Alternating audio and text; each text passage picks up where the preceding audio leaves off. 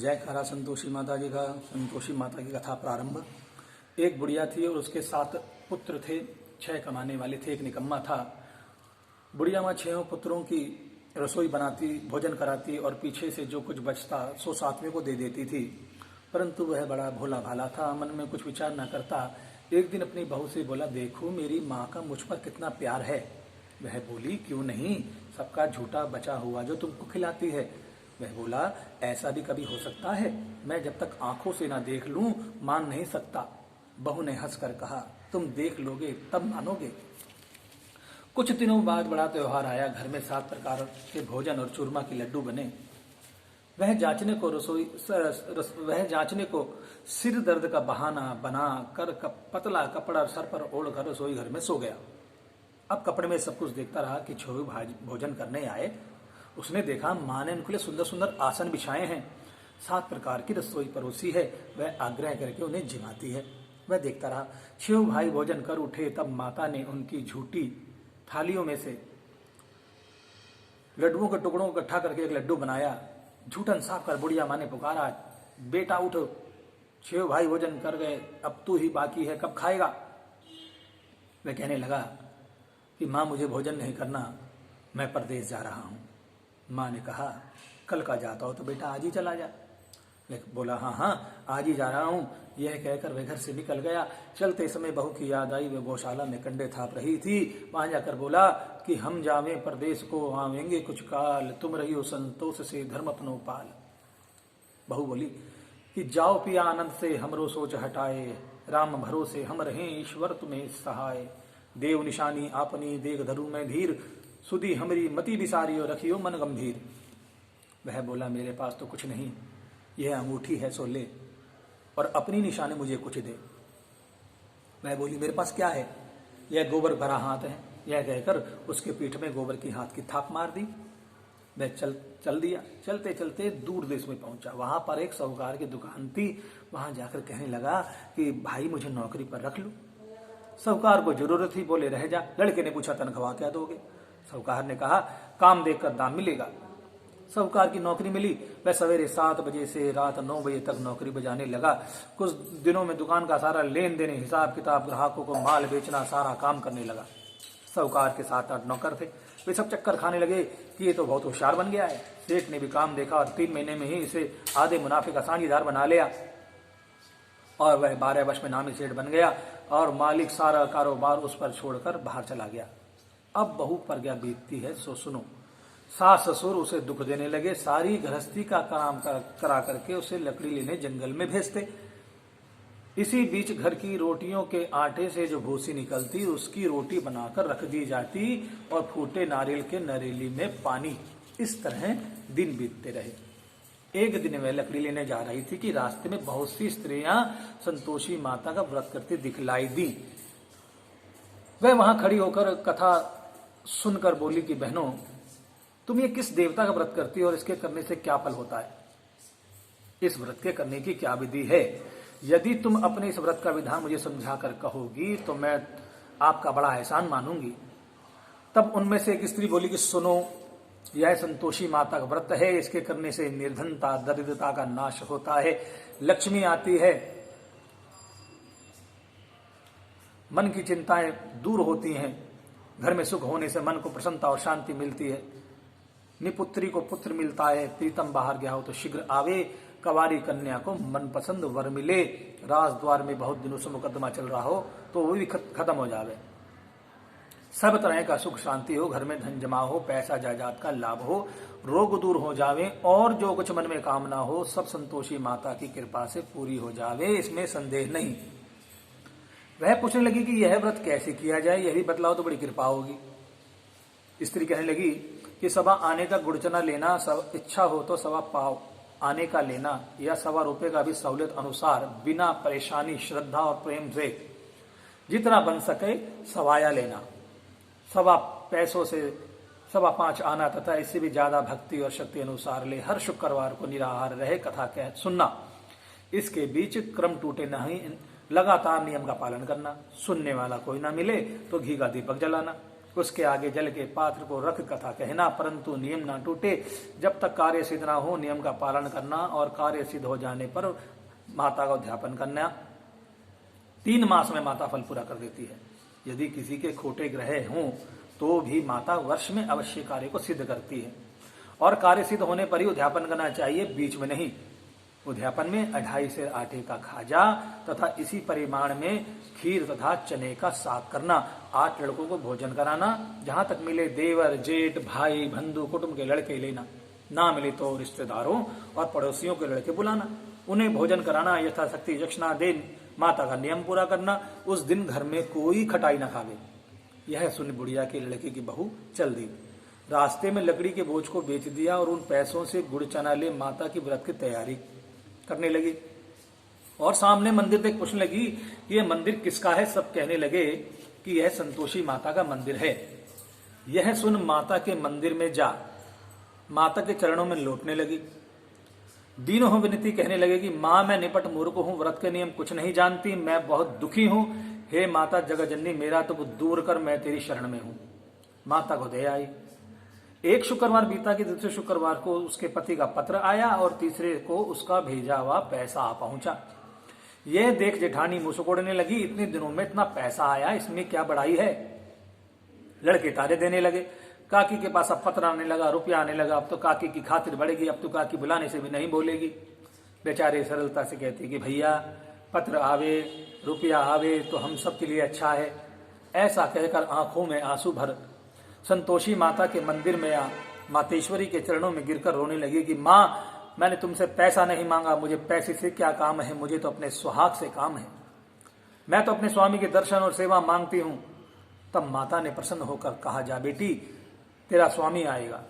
यह सुन खुशी से बावली हो घर में जा काम करने लगी।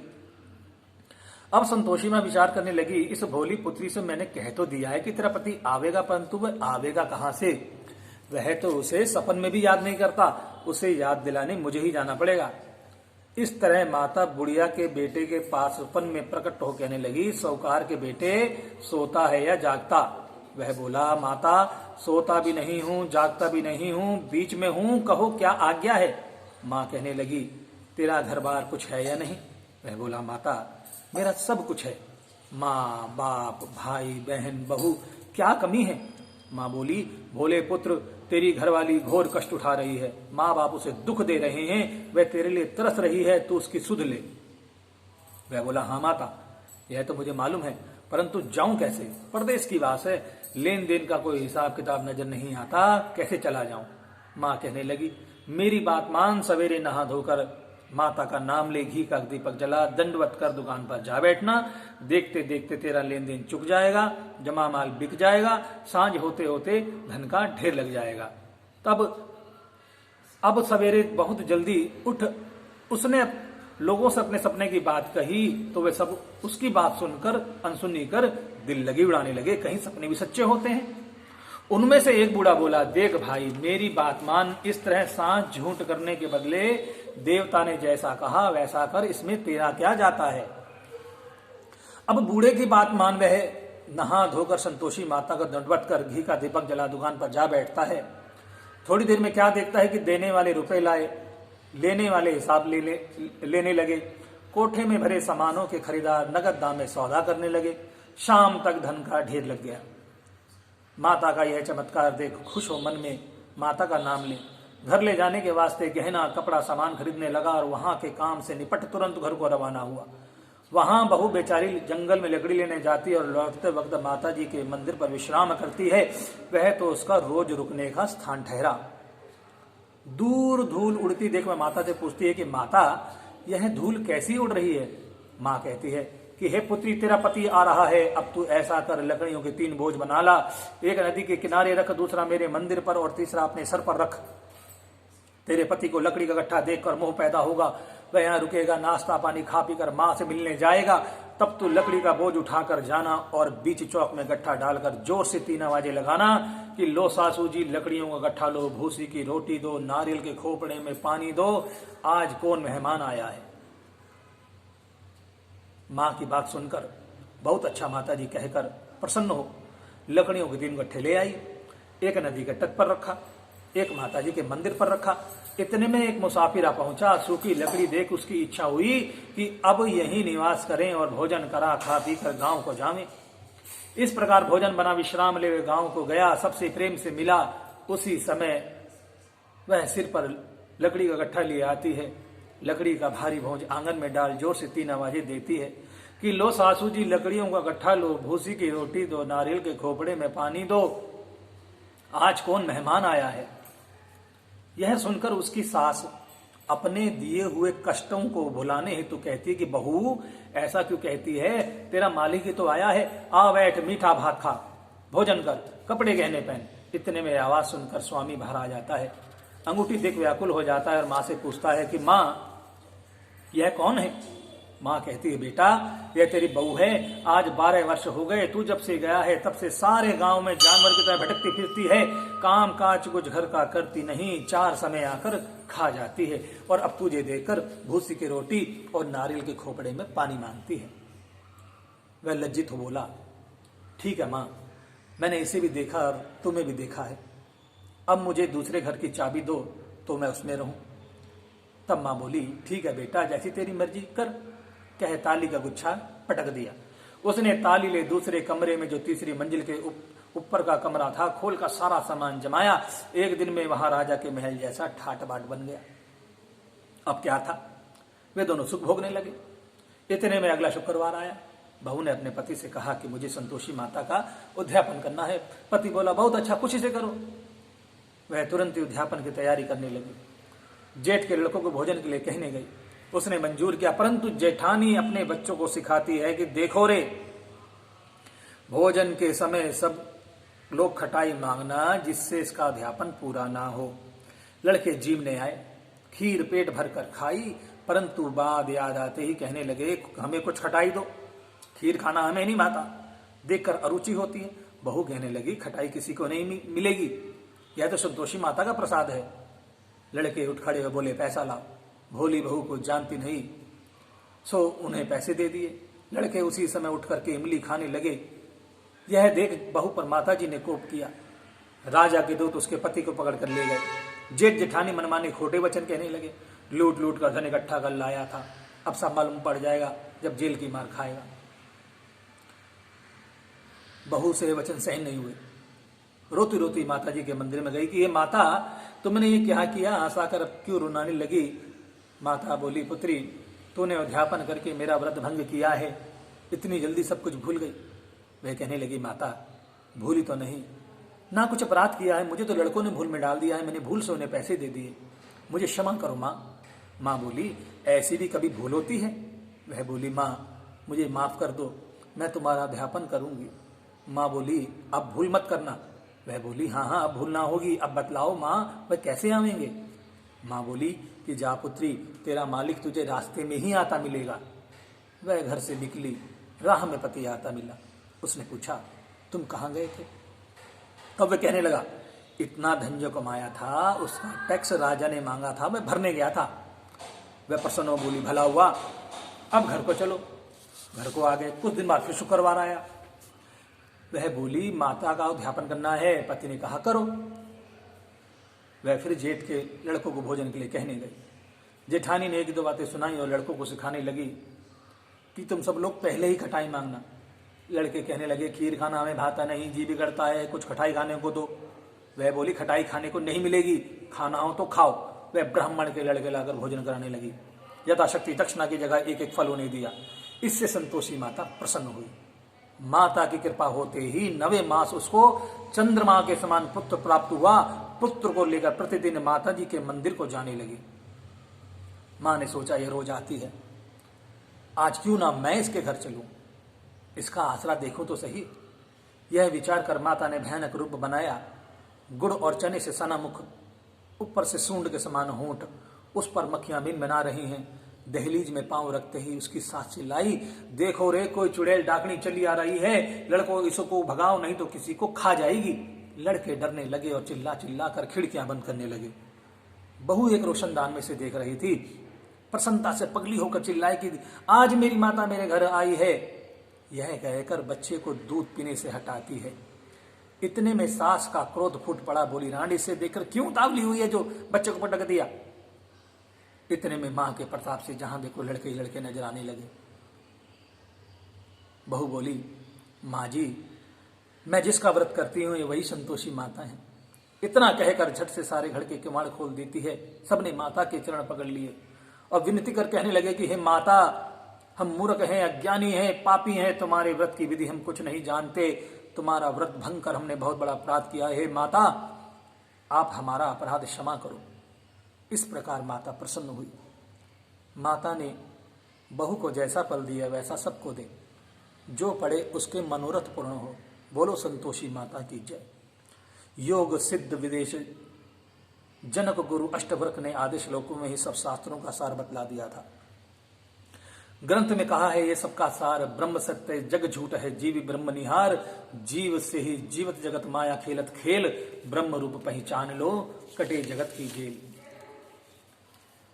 जय संतोषी माता मैया, जय संतोषी माता, अपने सेवक जन की सुख संपत्ति दाता। जय संतोषी माता, सुंदर चीर सुनहरी माँ धारण कीन्हो, मैया माँ धारण कीन्हो, हीरा पन्ना दम के तन श्रृंगार लीन्हो। जय संतोषी माता, गेरू लाल छटा छवि बदन कमल सोही, मैया बदन कमल सोही, मंद हसत करुणामयी, मंद हसत करुणामयी, त्रिभुवन जन मोही।